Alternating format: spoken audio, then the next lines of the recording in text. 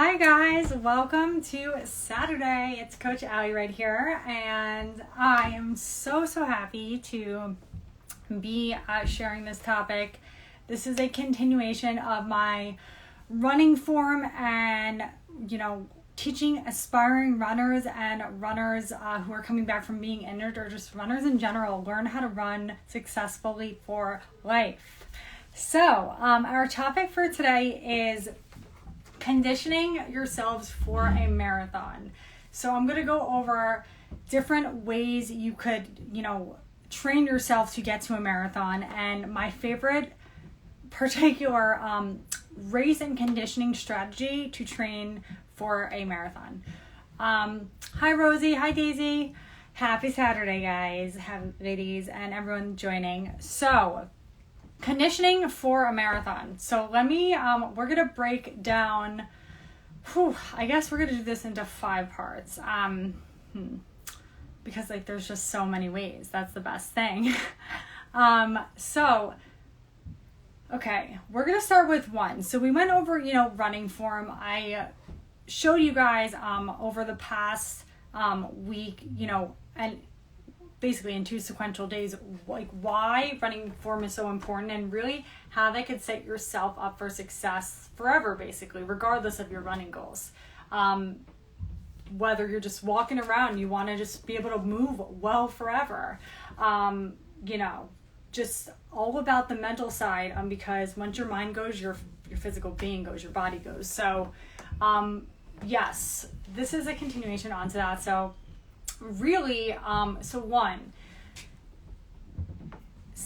let's say I want to run a marathon. Where do I begin? Where do I even start? Well, there are many, ways to get to the same end goal, but there aren't really many ways, they don't differ that much to that extreme, to get yourself to running a marathon pain-free, just to finish, or for a specific PR goal, a time goal, or for Boston, because that's a goal, or for a sub 4-hour marathon, or for a sub 5-hour marathon, or for a sub 3-hour marathon. You get what I'm saying. So a good place to probably start is to sit down with either, a running friend or a running community. Kind of get yourself familiar with what even does a marathon entail? What does my schedule look like? Do I have the time to put into this kind of training? Am I willing to sacrifice the fact that I might be wanting to run out the door half the time because I have so much excessive energy, but it's my rest day, and I probably shouldn't be doing that because I have a long run tomorrow. That's just an example. Or do I have the discipline that it takes to really be patient, deal with the resilience, because there are going to be setbacks. There are for everybody, and it doesn't mean getting injured. It just means maybe feeling like crap for a few weeks. These things all come up during marathon, and it's good to be aware of what you're getting yourselves into, because finishing a marathon, it's life-changing. It really is. It's just so exhilarating and exciting and painful and emotional, and there's a reason why the running community is so great, and this is part of the reason why I'm just so grateful and fortunate enough to be a part of it. I love hearing all the different stories, and just, excuse my French, but shit happens. People fuck up, but that's what actually makes us grow. That's what makes it, those things, those experiences make us so much wiser, so much better. I hope that, as we mess up, we wouldn't intentionally do more things, but life happens and you roll with it. You just roll with the punches. So really knowing how to get yourself into is number 1. Knowing what you're getting yourself into, being aware, realistically setting SMART goals, smart, measurable, realistic, and attainable goals, given the amount of time that it takes to train for a marathon, because it's like a full-time job. It really is. And that goes along with sleep, recovery, and nutrition. And of course, you want some balance in that life. But yeah, so I would say that's number 1. Now, number 2, if you can't and you just there's a no right there, that's okay. just might not be the time for you right now to set yourself up for something that it might just upset you in the long run. It's not even like a matter of trying to be like too stubborn, just swallowing the pride of being humble and just waiting till your day, being patient. It takes a lot of patience to run a marathon.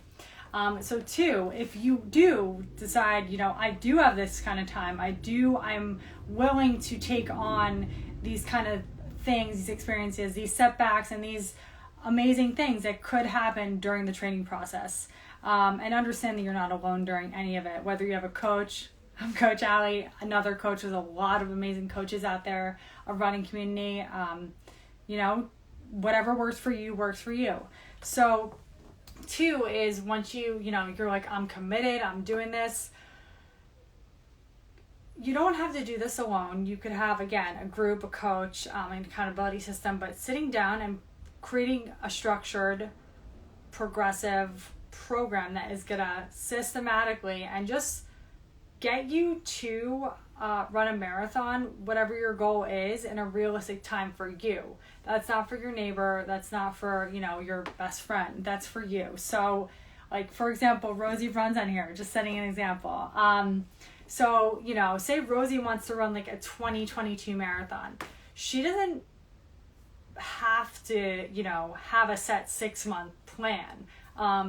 There are a lot out there, and they're great. I'm not discrediting any of them, but this is the customization aspect of coaching, and of running too. And it's just getting to know yourself and your strengths and your weaknesses. It's just Rosie, planning for a marathon in 2022. It's not. There's nothing to say that she's not going to run races in between now and then. Of course she is. She might not run a marathon.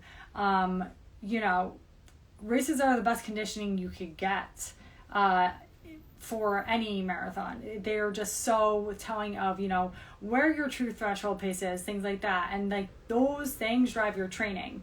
They would help me, like as a coach, to help Rosie run, if her goal was a faster marathon. If her goal is to just finish. If it's to run pain-free, all of those things. I do my best to help her to make that happen. But, just planning out a structure. So we're just going to say, I'm running marathon 2022, Rosie's running marathon 2022, okay? So 2 different things. Now, let's say, so I'm just going to use Rosie as my example, accountability buddy on here. So when you set that structure, you could then, work with, someone else, a coach or a running community, and figure out like what kinds of training runs do I need, or what, do I need cross training? Do I need strength training? Do I need to, really practice my running form? Do I need more workouts than most because I'm going for a time goal? Do I, basically just need to run, 6 days versus 5 because, everyone has different needs and goals and whatnot. We have a question on here, which I'm going to quickly address. But I made the mistake of running a half marathon with no prep. I was way off in the hydration. Adrian, thank you for being vulnerable. And that's, I have totally done that too. It happens, but hey, that's an experience and you learn from it. And thank you for sharing that with everyone on here, because that's a real thing. Hydration, whether, based on your size, based on your BMI, all of these things, 1 to 2 gallons is like a good baseline, I would say, for a marathon runner, even a half marathon runner. And to hydrate daily, leading up to the race, after the race, throughout life, because you shouldn't be practicing things on race day. And I'm not saying you, I'm saying all of us, including myself. A great point.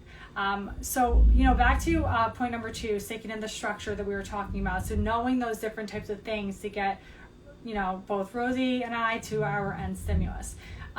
3 is then planning out kind of like tune-up races or conditioning races, I want to say, or, maybe, community runs, or if you're running with friends, make that maybe on an easy running day, not an interval running day, if they're not doing the same types of speed you are, if you're really customizing your program for you, because again, you're not your neighbor and anyone else. No one else is you, and that's what makes this beautiful.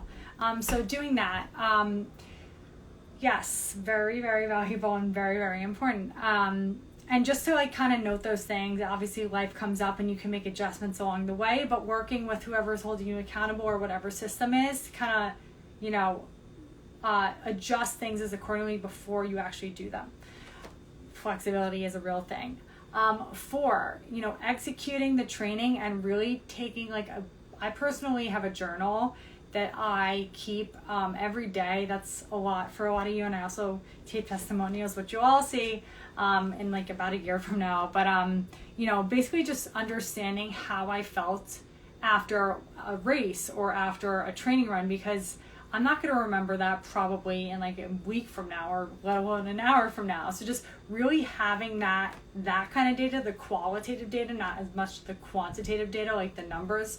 Of course, it's important, but if you have a smartwatch, it's going to all be in your dashboard, and you could take that data and analyze it over like month over month and see how you're progressing or regressing and getting worse. And that's how you could also adjust your training and drive it in a way that better works for you. And that's all about experience. So Adrian, that goes back to, you know, what you were saying, you know, running the half with no hydration, it was off. And I'm not saying no hydration, just it was off, and you know, you learned something. So same with marathon training. There's no like one right way. That's what makes it so much fun, and that's why it's actually really important to train, because it's important to be able to change things that, you know, don't work along the way, because when marathon 2 or 5 comes around, you could look back at, you know, basically like all of these things that I've just told you, and just have an idea of like what works. Like you could start to see a trend as you run more races, marathons, halves, whatever race, whatever, 800s, doesn't matter, 400s, yeah. And you know, 5, you know, not only like executing and keeping a journal, but really just assessing, you know, what, like, this is the sciencey part, like, you know, are you progressing? So for example, are you making improvements in your weight loss goal if you're running a marathon for weight loss? So you should have a specific goal, like 5 pounds a month. I'm just making this up. And seeing like where you are month over month, like how much, you know, weight have you lost? How are you feeling? Things like, you know, making sure your adrenals are okay, and making sure that, you know, your nutrition is on point will all help you to assess these things, but that is for another live. You know, yes. So if you're running for time, just taking a look at, you know, things like your SPM, your steps per minute, your stride rate, your times over, you know, 5Ks or tune-up races month over month, and seeing if you've made progressions, and not necessarily in terms of time, in terms of how you felt. I'm all about it's how you feel, not how you look. Running gets us super fit, and that goes without being said, but there is nothing like feeling really strong and not feeling like you are gonna like collapse crossing a finish line, especially as a runner. I mean, wow, it's like kind of a game changer. And I'm going to talk about a few things that I've implemented into my routine that have helped me to stay strong while training for a marathon. And I'm helping you all to do the same. So those are, you know, 5 strategies and 5 different ways you could, you know, basically set yourself up for a successful marathon. And it's very systematic, it's very straightforward, it's 5 concrete points, and you could play with it, you could tamper with the data, tamper with, you know, how you work around those 5 points, but I would do them in that sequential order. Now, I know you guys have been waiting for this. So my favorite conditioning run for a marathon, and I was just talking to my friend about this, is a half marathon by far. My reason for this, and I would love to hear more of yours if they're different, and I'm sure they are, but if you look across the board, like, and I'm not talking about like the elite runners, like the Molly Seidels or the Sarah Halls. I'm talking about, you know, even the sub 4-hour marathoners, the sub 3-hour marathoners, and they post their times on Instagram, and they have pretty fast 5K times, but their marathon times are not indicative, or they don't reflect their half marathon times, because it's almost like their half marathon time should be so much faster if they're able to run that fast of a marathon. And I always found that so interesting. Like, I've always just thought that was very interesting. Especially because, like, looking at it, it's something I could personally relate to. Just looking at a marathon time and kind of, well, not yet, I can't relate to it yet, but looking at a marathon time and being like, yeah, I should be able to run a faster half. But I feel like just nailing that pace during a marathon, it's like in our heads, which is, by the way, a huge weakness of mine. That's why I have my own coach, but it's one of my biggest strengths, coaching others. Pacing yourself and really nailing that pace for those 26.2 miles is like going to be so freaking key in a marathon. And that's why marathoners are wired the way they are. We are wired the way we are. We're very calculated, very type A, very regimented. It's all about, pace. You really have to pace yourself for a marathon. It's not the same as a half at all. However, a half is more like what I think of as a fun conditioning run. It is run at your threshold pace. It hurts. It hurts to run a half marathon. It's like a long workout. Think of it that way. And I feel like, a lot of marathon runners, and I could be totally wrong, just kind of dial back what they could actually do in a half because they're too afraid to push the pace because they're so used to pacing, mile after mile during a marathon. Whereas a half, you could go so much exponentially faster. And it's good to be able to feel that threshold pace like in an actual race, because the more and more you do half marathons, it's only to get you stronger and stronger over time. And you might even just know based on effort, the way you feel during a marathon, that you're going either way too slow or way too fast based on the number of halves you've done. And also, think about it. Threshold.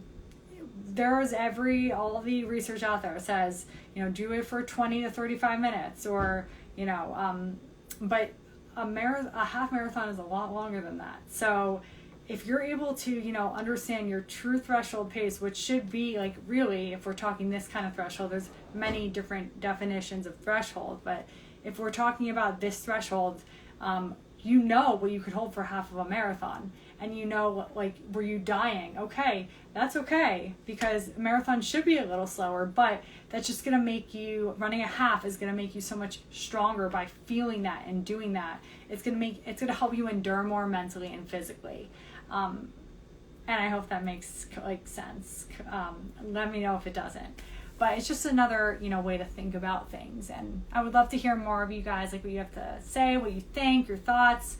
But yeah, other than that, I'm going to let you enjoy your Saturday. It's gorgeous here in New York. And I hope you guys all have a wonderful weekend. And I will see you again soon.